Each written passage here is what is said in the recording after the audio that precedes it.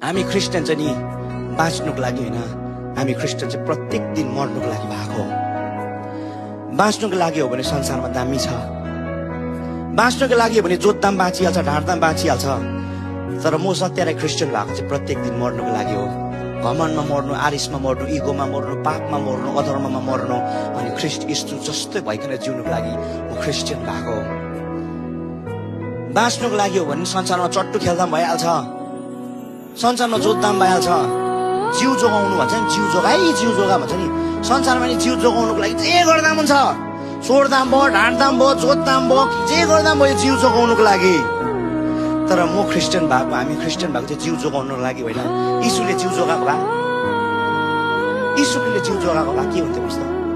सत्य राई चाहिँ नि बेबिचारी ड्रग एडिक्टिभ हुन्थ्यो। यीशुले जिउ जोगाएन, यीशुले जिउ जोगाउनु भएन। यीशुले कहिले भनेन अनिकालमा जिउ जोगाउनु, हुलमुलमा जिउ जोगाउनु भनेन प्रभु यीशु ख्रीष्टले।